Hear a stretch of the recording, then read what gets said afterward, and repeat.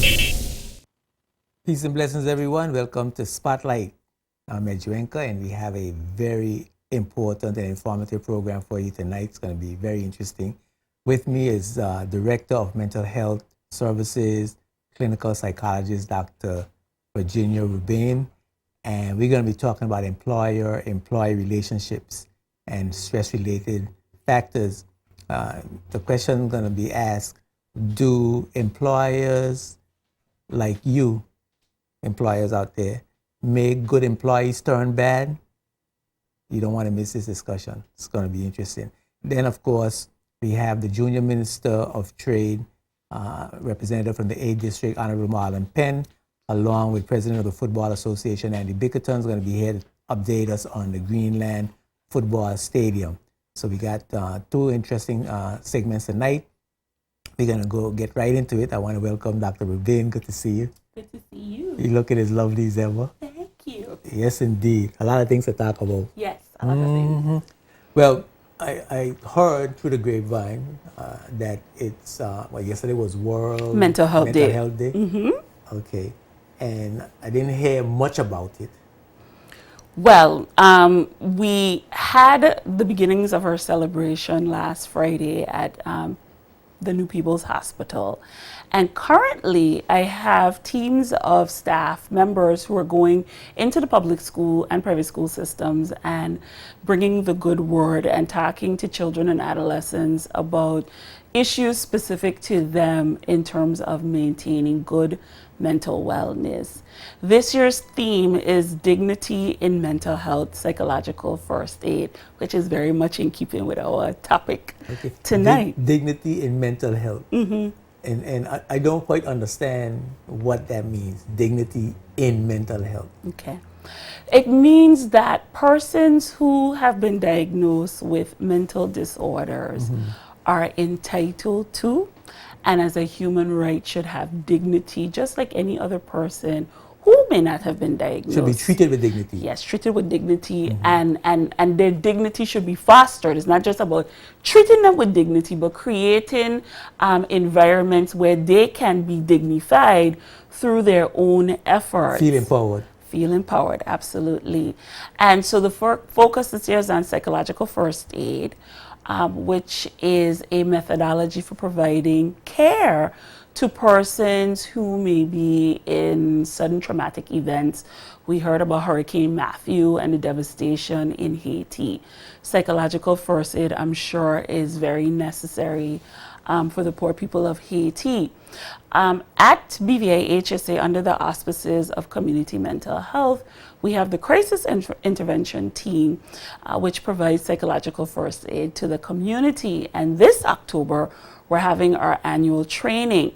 So this year we decided to spread the day a little longer and wider. And so we're doing a little more to get the good word out. We also have May's Mental Health Month with the incredible race that JTV has always been a part of. And that's the month-long celebration.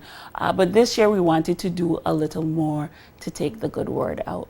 And what is mental first aid or psychological first aid?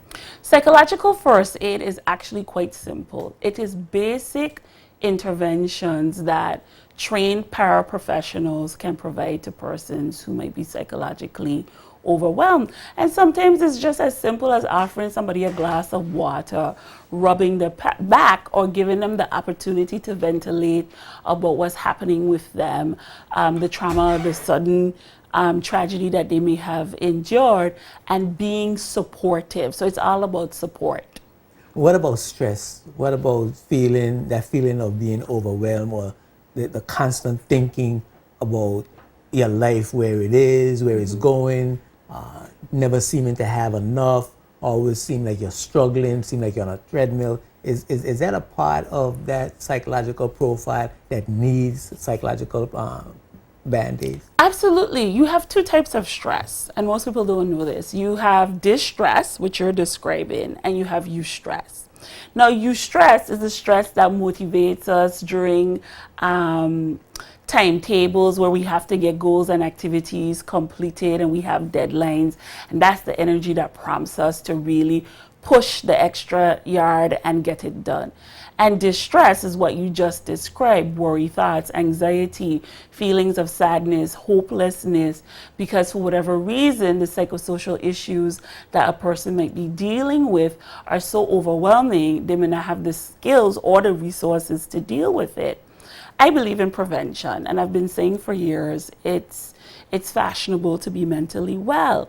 And just like we get checkups with our general practitioners and we go to our gynecologists and our urologists, we should be seeing our psychologists and our psychiatrists as well, and make it a part of our wellness regime.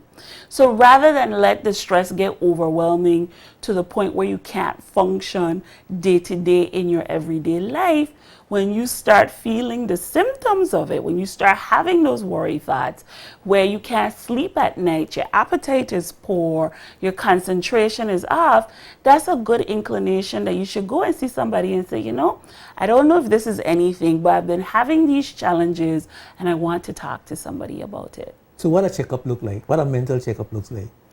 Well, what you tell me when I feel what you just described, and I have, and I come to you and I say, you know, listen, Dr. Rebane, I ain't making it, you know, I don't know how to explain it, but, you know, the things are just not going how I thought they were going to go, and I'm feeling anxious and worried. What the checkup looks like, and what are you telling me? Well, one of the things that we do when people present for services is that we do a comprehensive evaluation where we ask you from A to Z, to include what does your diet and exercise look like, your social supports, the relationships that you may be having, that you may have challenges, what's happening in the workplace. Tell me about your family of origin. And in asking all of those important questions, we create a clinical picture. And based on that clinical picture, we work with the individual to create a treatment plan, just like how a nutritionist or a doctor would, that is best suited for your particular needs and your particular challenges. So there's no one size fits all, because everybody's different and unique in their presentation. But we have a multidisciplinary team. For example, you might be having challenges with your daily living skills. Well, we could refer you to occupational therapy. You may need a nurse to come and help you sort out your medications. And this is something we see with the elderly a lot. And sit down and educate them about the best ways to take their medications. And not just the psychotropic medications, but also the physical medications like diabetes and hypertension. So we provide support in a multitude of ways. For children who may be having academic challenges, we provide assessments. We perform assessments. We find out what their strengths are, what their weaknesses are. And then we provide individual educational plans that we could give to the teachers and the schools that will give them the necessary tools to help the child to succeed. Now, that's all well and good, but I feel, or we feel, and I think the population, it's a general feeling of the population, that people are going to look at me in a strange way if I say I have a psychological challenge. Like, you know, it's like, if you have mental challenges or psychological challenges, you're crazy. Well, if you're having there's a stigma that's attached to seeking counseling or psychological help. Somehow we're supposed to always have it together as human beings. Well, we know that everybody doesn't have it together. And one of the things that kerfuffles me all the time in this community, in my community, I'm behaving strangely, I'm not coping. I'm not doing the things that I previously enjoyed. I'm not taking care of my hygiene. Whatever you want to pick. We know when something is wrong with somebody in our community, but we would rather them be unwell and unusual than have them go and seek help. I hear what you're saying about the stigma. We'd rather them be off to the side. As a matter of fact, we don't want to interact with them at all. They become a nuisance to us. Well, they don't smell good. They don't look good. Well, that's one aspect of it. That's the extreme. But we go to work with people every day that we see struggling on a daily basis. They're moody. You talk to them, they're barking at you. They're withdrawn. Their energy and motivation isn't where it is. They're clean. though they appear to be clean, but we know they're struggling with something. But are we able to identify that though? Absolutely. You think so? I think we can. I think we can. I think we choose not to, because when we identify those things in others, it makes us uncomfortable and wonder if other people are identifying them in us. So I think that's where the reluctance is. But for the 13 years that I've been in the service, Cromwell, Ejuenka, excuse me, I have seen that stigma reduce significantly. We have a population of people now that are uber savvy and saying, you know what? I am not suffering in silence. I'm going to go and get services. Services are available to me. They're there, they're accessible, they're covered by NHI. I'm going to go. And so we see more and more persons engaging in preventative wellness rather than waiting until they have a catastrophic breakdown or something else untoward happens. They're saying, you know what, I'm struggling with this. I have this relationship issue. I can't sleep at night. I'm not focused. I think we should talk about this, and they're coming in. Oh, well, that's great.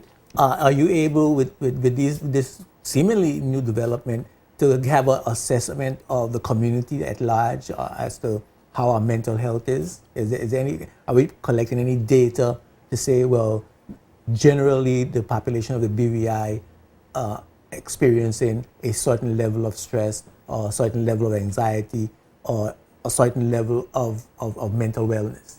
We have never had territory-wide surveys. That's one of my fantasies for the future when I segue into whatever my next role is, because I think research data is tantamount, because it informs our future decisions, where we allocate resources, where our planning goes for the next 20, 50 years. Because we know that when our labor force is sick, we're not making any money. A sick labor force is a sick economy. So we have to seriously consider start collecting territory-wide data that informs how future generations allocate resources as it relates to social services. Well, a perfect segue into do employers turn good employees bad?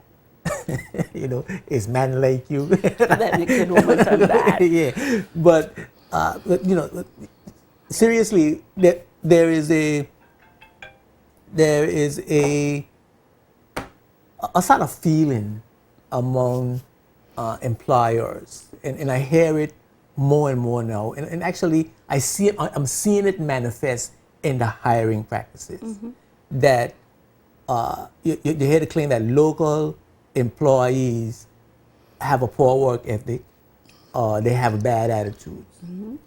Now, my personal perception is, and of course it's just a perception, that when someone is looking for a job, and I've had this experience, when someone is looking for a job or out of work, there's a certain level of anxiety. You got to pay your bills, you got to support your family, but there's dignity in work. There's dignity and humanity in being able to take care of yourself.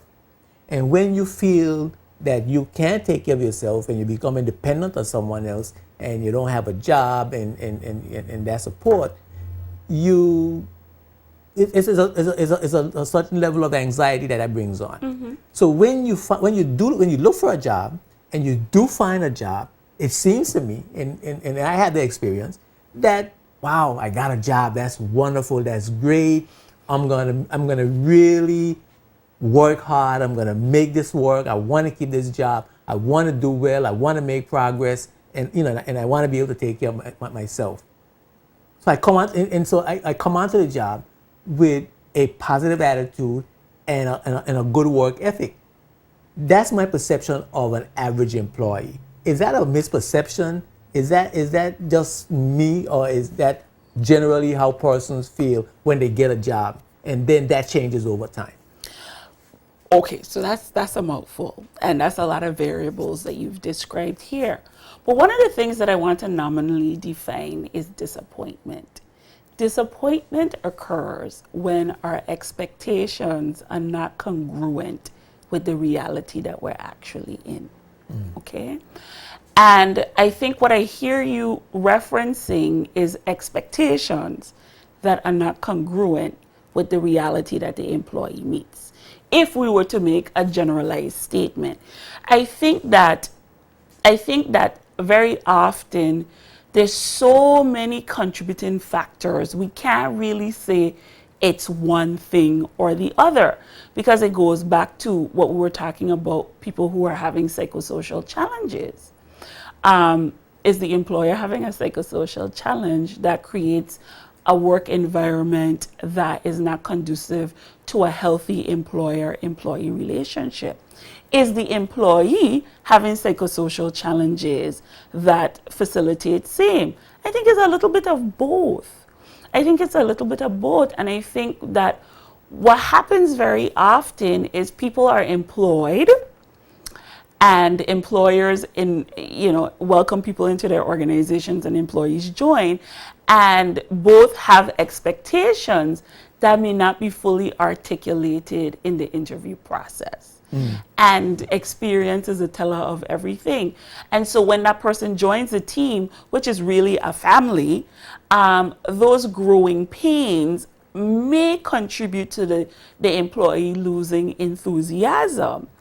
But I think that a good employer or a healthy organization tries its best to give the new recruit as accurate a perception as humanly possible, so that the person knows what to really expect. And it's a multitude of things. It's orientation. It's about employee handbooks, rights and responsibilities, the rules and policies that govern the organization. All of these things come together to create either appropriate or inappropriate expectations. So I think I think there's a lot of things happening on both sides.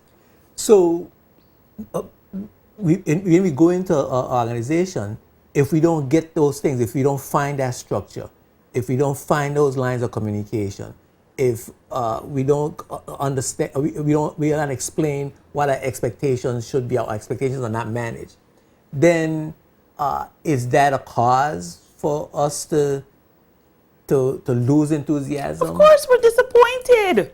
We're disappointed. I thought I was going to work for Disney World, but really I'm working for the devil. That's a huge contrast. And I'm not saying anybody's working for the devil, but I use that as a euphemism. Because when you hear some people talk about their workplace experiences, it really sounds like hell. But is there really Disney World in Tortola? No.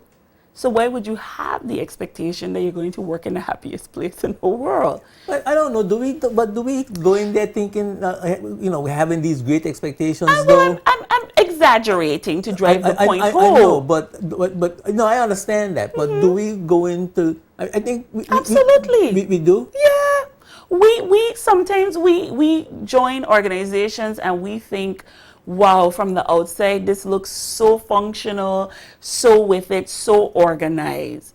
And then we get behind the scenes or back of the house and realize it's all mirrors and smoke and tape. And the house really dirty.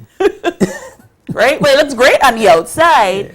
And we don't understand that there's a lot of work that goes into all of those moving parts. And sometimes we have to get dirty in order to keep those moving parts going. Some people, because of resilience, are able to take it in stride, change those expectations, and get in there and do what they have to do, right? And they're okay with that. And then other people are so fixated on those expectations that they never move beyond that, and so they're just continuously disappointed. Lord, I must be. Time going so fast and there's so much to talk about. We got to take a break. Okay. But I want to talk when we come back about the whole manifestation now that I'm noticing about this dearth of hiring of expatriates over locals, and this claim that locals have a bad attitude. And whether or not that is actually true, or is it that the organization itself don't meet those criteria organizationally that you have described? What is really the cause of this perception, and what can we do about it? That's a mouthful again. There's so many things to discuss. Keep it locked right here, the Spotlight. We'll be right back after these words from our sponsors. Spotlight is brought to you by CCTBVI, Life Unlimited, and the National Bank of the Virgin Islands, the official Bank of Paradise.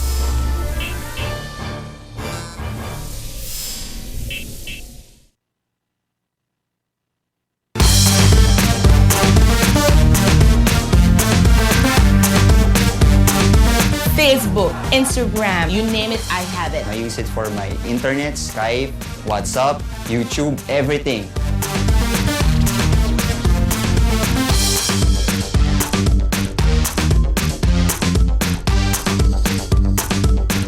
I can upload photos, share files, have meetings. The data is ridiculously fast. And when they switch to this LTE, wow, the speed is incredible. Unlimited, unlimited, unlimited. I don't have to go, how much data do I have? It's there. The other networks, I could WhatsApp on this one. I absolutely love it. You have to get it, BVI. Thank you, CCT.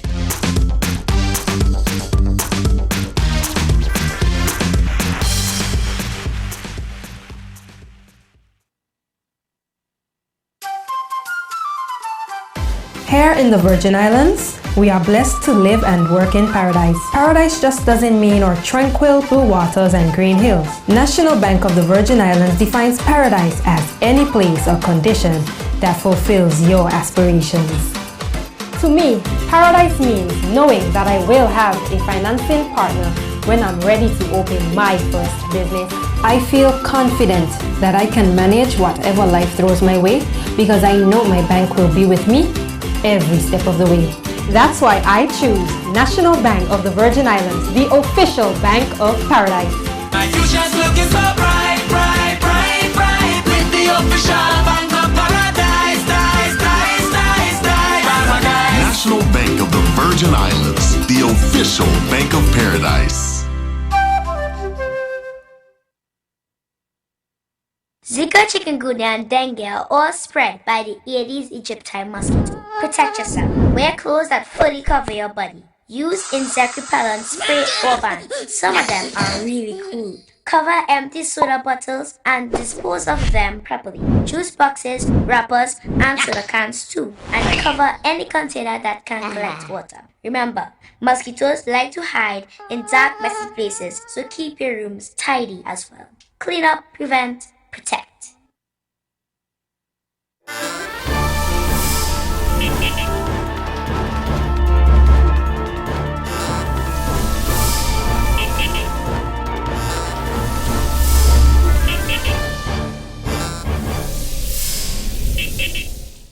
Welcome back to Spotlight. If you just joined us, I'm here with Dr. Virginia Rubin. She's the Director of Mental Services, Mental Health Services in the Virgin Islands. And we're having a very, very interesting discussion about the employee-employee relationship, dignity in mental health, dignity in the workplace, and what it needs for us, what we need to really have good relationship in terms of employer, employees, and mental wellness. Yeah, I left off with the question that it appears to me, I go from business to business, and I see a lot of expatriates in positions, and I know of a lot of local persons who are looking for work. Okay. Right? And I said to myself, well, how is it that local persons don't have this job? It's a receptionist's job, it's a waiter's job, it's a teller's job, it's a salesperson, a sales clerk job. It's a job a high school kid could do. You don't have to have a master's or bachelor's to do it. Perhaps with a low in-house training, on-the-job training, you could you could get it figured out and you could get it done. But our people are not in these positions. And then you're here on the other end, on the higher end, that we are not getting the positions of the highest authority either. We are not quite qualified. We have the degrees, we have the master's degrees and the PhDs, but somehow we lack some qualifications. We don't have the experience. We don't, something is lacking. And so it seems like Virgin Islanders now are being shifted off to the side, so to speak. And people from all over the world are coming in and fitting into these jobs. And they're being hired by local businesses. It's not only expatriate businesses that are hiring expatriates. It's more and more local businesses that are now hiring expatriates. Okay. And then now the claim is, I'm hearing, that local employees or local persons looking for work, they have a bad work ethic, or they have a bad attitude, or they feel that they have this entitlement because they are born here, all sorts of things. What is happening there in your view? Well, I'm glad you said perception and seems like, because in the absence of data, we can't substantiate We can't substantiate the claim. We can't substantiate that. That's some money going around, and I go to a lot of businesses. I'm out on the street. And I'm sure, but data is very important. Yes. So in the absence of data, we can't make those types of qualifiers. We can talk about what we perceive, absolutely. I don't know, as somebody who is responsible for recruiting and retaining people for my team, I require specialized skills that we have been unable to source locally. And it's not for lack of trying. I'm also an adjunct faculty member up at HLSCC. And every term I teach about 50 students, and the first day of class, I have them tell me what they're majoring in, what they plan to be when they grow up, and how they can give back or come back to contribute to the Virgin Islands with these professions. And I drop hints about what I would like or what I would need. One of the things that I will say, so we have a deficit in skill set. And I'm speaking from my experience, okay? In the territory. And generally speaking, in certain fields. Right. What I hear you talking about is entry-level positions. Yes. Now, when I was coming up, a girl in St. Thomas, the young people were expected to fill the entry-level positions. And today, even if you travel to St. Thomas and you go to McDonald's, or you go to Kentucky, or you go to Kmart, or wherever, PriceSmart, Cash You Less, it is the young persons, the teenagers, the high school seniors, the college students who are holding down these jobs. So the question is, why are our young people not holding down these jobs? And I think it's for a multitude of reasons. I think that the compensation packages may not be attractive to a lot of young people. And I think a lot of young people are upwardly mobile psychologically and believe that the only avenue to that upward mobility is tertiary education. So we have a lot of young people in college, not just here in the Virgin Islands, but abroad, and are unable to juggle studying and working these much needed positions that would give them training and experience, as you rightfully pointed out. So if I'm an employer and the head of an organization and I need to fill my slots, I'm going to fill it with whoever is the best candidate who has applied. And that's the next thing. You cannot get a job that you did not apply for, right? So we are not applying for the jobs. I don't know. I'm just speculating here. Yeah. Well, I mean, and this is where data is really important. Exactly. And I think that we need to have this information, though. Absolutely. Because what is the social ramification of not understanding this phenomenon? Well, listen, when I was a teenager, I worked at entry-level positions where I had to sweep floors, serve people. I worked in an ice cream store. I worked in a clothing store. I did a multitude of things because I was told that I had to contribute at a certain point and develop the skills necessary while under my mother's supervision so that I would be able to take care of myself. are our young people getting that messaging? So as parents, then we are not telling our children, listen, you need to learn, have the experience of work right now. We are not. I don't know. I'm speculating. Because I mean, I did the same thing. You know, I was a messenger delivering packages around Manhattan, summer, winter, fall, spring, when I was in college. And being the best messenger that I could be. And I worked for minimum wage, and I don't recall my mother ever saying to me, "You ain't got to take that money too small." Yeah, but you never thought of the job as where you were going to be. Right. It was just a stepping stone. Yeah, it was just there was a need at the time. You had to augment the money your parents were sending, or you wanted something extra for whatever else you wanted to do, right? And you had to get it, and so you went out and you took a job, whatever it was, whatever they had, you took it. I mean, I did that. Whatever they had, I took it, right, and made it the best, and then moved from there. But we got that messaging. I could remember very distinctly my grandmother saying to me that no job is too low. As long as you wash your hands, you're just as clean as anybody else. So if I had to collect garbage, if I had to sweep the street, if I had to clean a hotel, that was okay, because that was just a stepping stone for me to get where I was going. And so that's what I was indoctrinated with. I can't say what parents are indoctrinating their children with, but we're speculating as to what are some of the causal factors.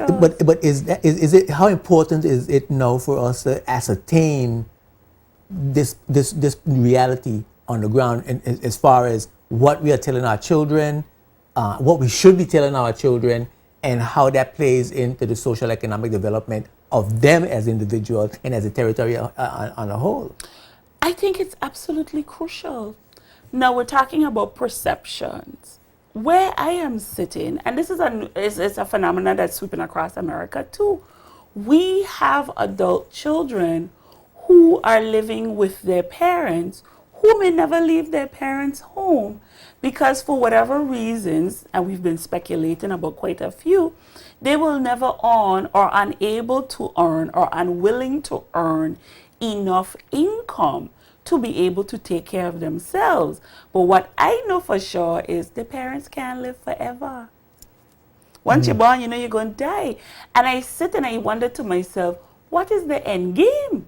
How is this going to work out? Because I don't see it ending well. So I don't know what messaging parents are giving their children, but I think we need to go back to the Protestant work ethic. Well, so that's one possibility that as to why our local young people and our local people are not getting, not being employed, right? Possible. They bring attitude of not, wanting more prestige in their employment circumstances, even though they don't qualify for that prestige. That could be one challenge. But then, what is the responsibility of our employers, our local businesses, to bring them in, to advertise for them, to train them, to give them training, and I have this theory of local businesses and being stewards of the society, not just being in business to make money, but recognizing a responsibility that they provide food, clothing, and shelter for the community. The products that they are selling, the members of the community have to be able to afford to buy those products. They produce and buy those products. And therefore, it's a symbiotic relationship rather than I'm the God and you are the slave. And I will say again, we're just speculating. I don't even know if people really engage in those thought processes. I mean, that's certainly your theory. I think that people are so self-absorbed with what is happening in their world, internally and externally, that it is very difficult for them to be empathic with other people. And I will speculate, I will go out on a limb and say that. So I am so busy trying to meet my overhead and still maintain a standard of living that I may not recognize that if I don't reinvest in my business, and not just the physical capacity of the business, but the human capital that I may not have a business, right? I don't think it is intentional and malicious. I just think it is a symptom of the times that we are in. Oh, it's just something that we don't know, we don't acknowledge or don't recognize as part of our responsibility. Well, that's what I'm saying. I don't think it is intentional or malicious. I think that these things evolve in a very organic way, and we kind of just roll with the punches and try to adjust. But to say that there's a systematic, organized way of proceeding, I'm not sure that's really happening. So then, but the reality is on the ground that this is happening. I mean, don't you see it? I during August Monday parade, right? And it was a good, and a lot of people are going to know what I'm talking about because a lot of people made mention of it. That one business had a troop that was made up of perhaps 90 to 95% of expatriates. Yeah, but maybe that's just the people who decided to be in the troop. We can't extrapolate that 95% of the workforce for that particular organization is expatriate based on who participated in the parade.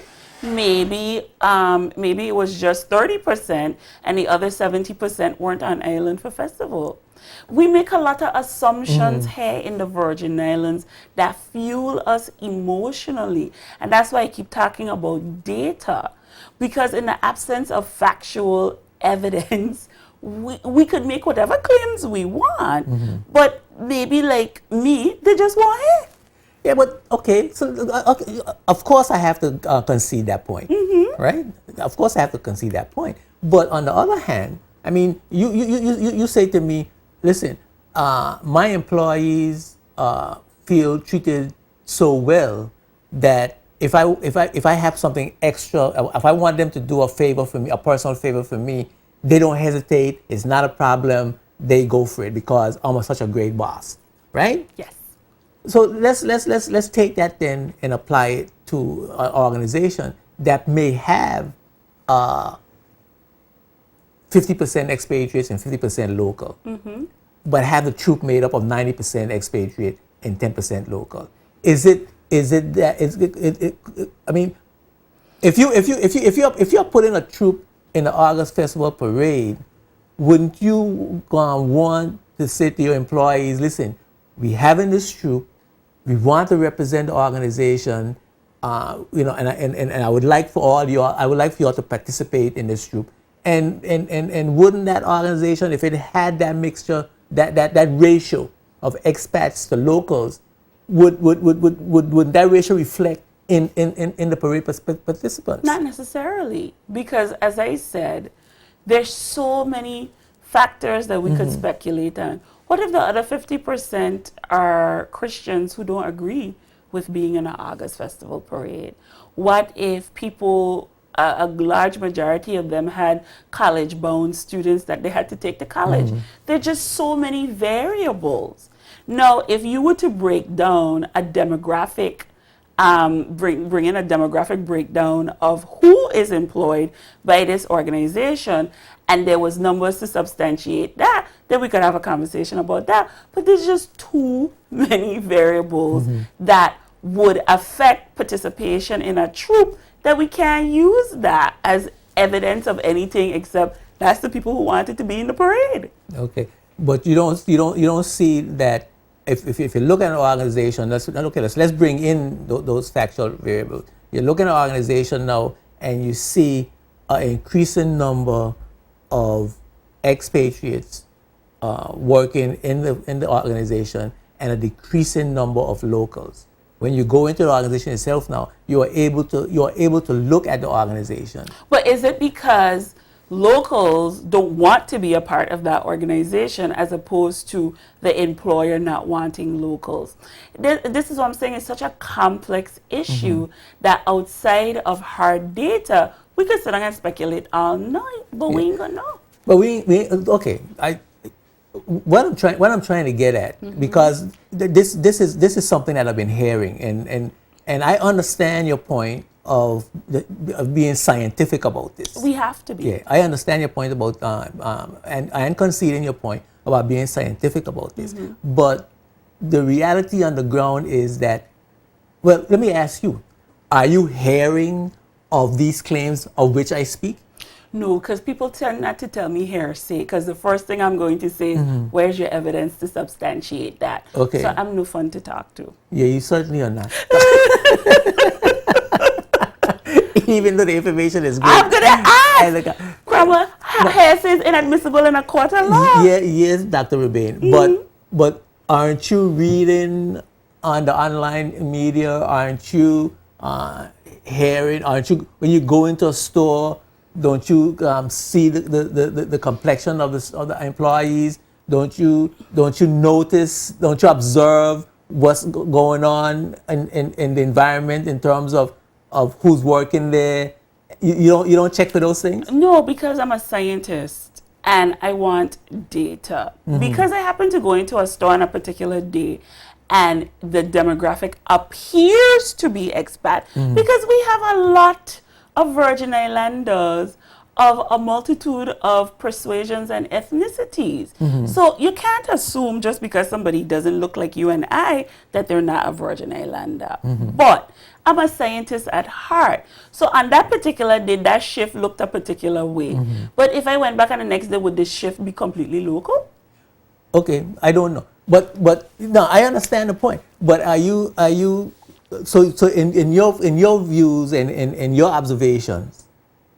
I don't have enough information to make an informed decision about it. But is it something that you are concerned about, the hiring of locals versus expatriates? Is that a concern of yours? My concern is that of social, psychological, and economic importance to you? Well, what I would say, if you're asking me based on what I am seeing in my practice, those are not psychosocial issues that have been presented. Yeah. But as an individual, as a Virgin Islander, that is quite scientific, and is quite versed in psychology and sociology and economics, right? I mean, what don't you notice? Don't you observe whether or not the society is functioning in a way that makes for harmony and growth and human development? Well, you reference sociology, and we know that Karl Marx said that a capitalistic society would eventually implode on itself. Yes. Right? And so from that perspective, yes, I am concerned about how our economy is functioning, but more so from the human perspective of employee health. Right? Employee health and the resources available to facilitate good employee health. So it doesn't matter where they're from, whether they're local or not, I am interested in the health and the well-being of the employees. As I said before, there's so many dynamic factors that go into hiring. I shared with you that I require specialized skills that I have not been able to source here for whatever reason. Maybe people are just not interested in occupational therapy. Maybe people are not interested in psychiatric nursing, etc., etc., etc. So I have to go beyond our borders because I have a mandate to the people of the Virgin Islands to provide them with the best comprehensive care that they could receive anywhere in this territory.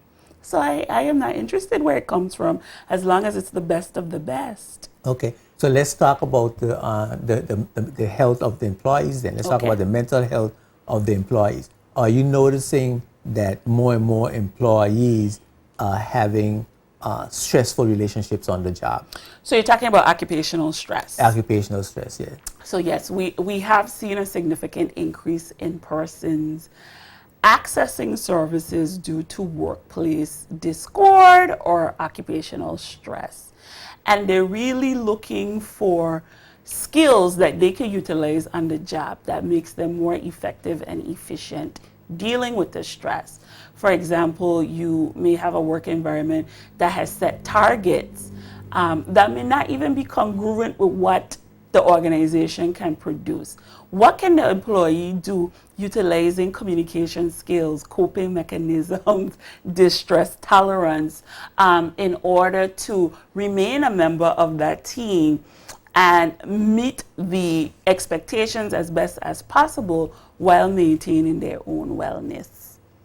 Well, what can be done? And whose responsibility to provide that those tools, mechanisms, structures? Well, we have a lot of organizations now that are looking into employee assistance programs where you have a dedicated team of people to address any concerns that persons may be having within the work environment. But what about the employer? What is the employer's responsibility in that regard, in terms of providing a environment, a work environment that sustain mental health? Well, I'm not an expert on the labor code, so I can't speak from it from a legal perspective, but from a common sense perspective, a happy employee produces much more than a disgruntled employee. That's common sense.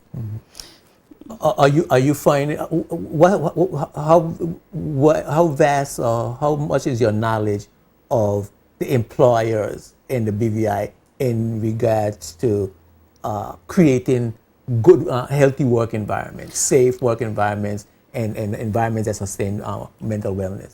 Well, that's like I said, I can't speak as an expert from the legal aspect. But each organization tends to have policies and procedures that speaks to that. Now, we know that there's some organizations that do not.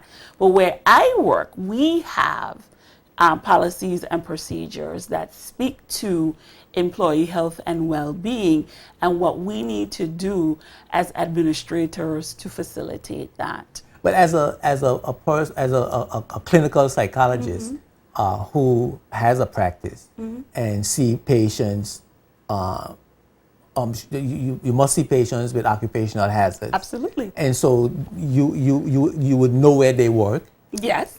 And then you would get a sense from their experiences. From their perspective. From their experiences, from their perspective, and from their experiences, as to what perhaps might be weaknesses and strengths of the organizational structure in their work environment. I could certainly speculate. Can data be compiled from your interaction with those types of clients? Absolutely not, because it's confidential. Not that you publish the data or you name names and so on, but can't you determine, for example, well, if a person comes in with these concerns and these stressors, these set of stress factors, what might be required in that environment to alleviate those stressors for that individual, and can you find out whether wouldn't you ask then? Well, do you have employee handbooks in this organization? Do you have a structure or policies that guide your behavior while you're on the job, that provides for your natural progression, growth and development in the organization, increase increments in salaries? I mean, are those things? Are you not able to determine those types of situations? I can certainly speculate, but what I think I hear you I'm asking... not speculating. I'm talking about getting information that provides the data that says an organization is lacking in this structural development. But my client is the individual, not the organization. Now, if the organization wants to retain my services, I could certainly guide them in the process. But if you have come to me with a litany of complaints about your employer, they're very real for you. But then there are unique individual factors that often contribute to people navigating their work environments in a particular way.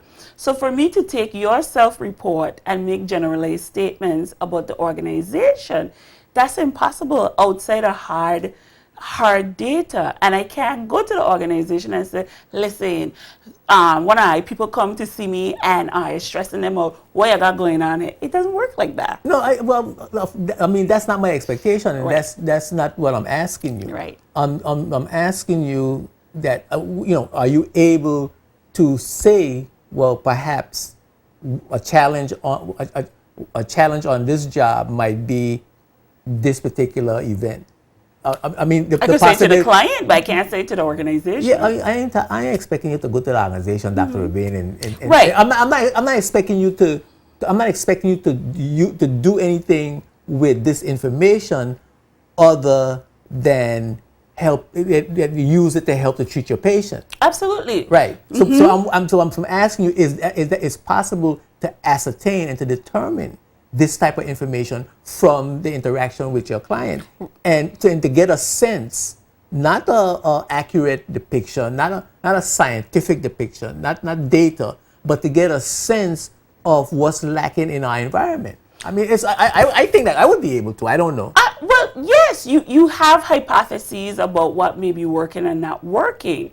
And it's for the client and the clinician to decide, based on whatever the goals are of treatment, whether or not this environment is toxic and they need to leave, or this is something that we can develop skills to deal with. Right, exactly. So you are able to determine those things. Sometimes. Right. And so do you think about getting a sense using that those extrapolations or those perceptions and that type of information and relationship to get a sense of a broader community challenge? To try to say, well, I wonder how many of our businesses are creating this condition in how many of our employees, and how that impacts socially and economically on the community. Because I mean, if you got a whole bunch of mentally ill people being produced in jobs because of the lack of structure in organizations, then you're creating a dysfunctional society that could lead to serious disharmony and discord and lack of productivity in the environment and many economic challenges. But remember, social and economic challenges. And I hear you. And remember, work is what we do to earn a living. It is not who we are. So when your occupational stressors derail you to the point where you cannot function on a day-to-day basis, there are other things happening in the background, and we must not forget those other things. Family relationships, children, yes. and that's my point exactly. That's what I'm getting at, and you're substantiating what well, I'm not claiming, but what I'm looking at as possible challenges down the road. Or those challenges were already present and became exacerbated by the in the US we say hostile work environment. It's really a whole debate about which came first, the chicken or the egg.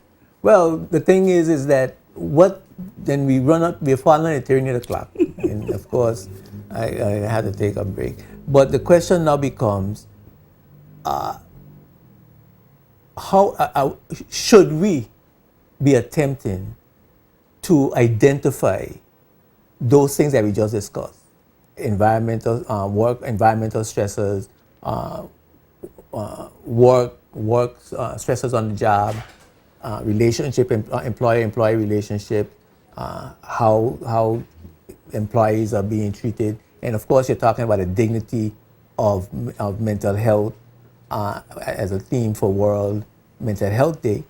And should we, as a clinical psychologist, and I would think that as someone who would have to have a certain level of social or societal consciousness, right? How do we begin to look at some of those challenges in order to sustain a healthy community and prevent potential chaos down the road?